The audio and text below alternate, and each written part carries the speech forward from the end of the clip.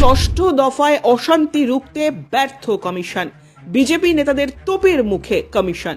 BJP প্রার্থী হিরণ চট্টোপাধ্যায় সরাসরি কমিশনকে আক্রমণ করেছেন। তাই কি সপ্তম দফা নিয়ে বাড়তি সতর্ক কমিশন? সপ্তম দফায় রাজ্যের 9 আসনে রয়েছে ভোট গ্রহণ। নির্বাচন কমিশন সূত্রে খবর, শনিবার শেষ দফার ভোটে রাজ্যে হিংসা ও অশান্তি রুখতে 9টি কেন্দ্রে 967 কোম্পানি অর্থাৎ 77,000-এরও বেশি আধা সেনা মোতায়েন করা হবে। তার মধ্যে শুধু কলকাতা পুলিশ নিয়ন্ত্রিত এলাকায় মোতায়েন করা হবে 246 কোম্পানি আধা সেনা। সঙ্গে থাকবে প্রায় 11,500 কলকাতা পুলিশ। পাশাপাশি 599টি কুইক রেসপন্স টিম রাস্তা টহল দেবে। এই 9 কেন্দ্রে মোট কিউআরটির সংখ্যা 1950।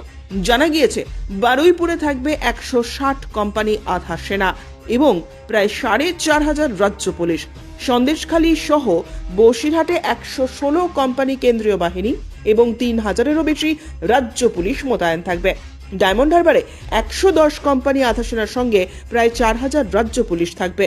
সুন্দরবন পুলিশ জেলায় থাকবে 114 কোম্পানি আধা সেনা এবং 3,000-এরও বেশি রাজ্য পুলিশ। 81 কোম্পানি করে বাহিনী থাকবে ব্যারাকপুর এবং বারাসাত পুলিশ জেলায়। বিধাননগর পুলিশ কমিশনারেটে থাকবে 59 কোম্পানি বাহিনী।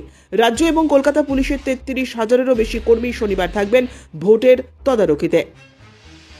বাংলায় আধা সেনা বাড়লেও কমছে না অশান্তি। কড়া ডোজের ওষুধ এখনো দিতে পারেনি কমিশন। অশান্তির বলি হচ্ছেন সাধারণ মানুষ। ব্যুরো রিপোর্ট, উত্তরের প্রহরী।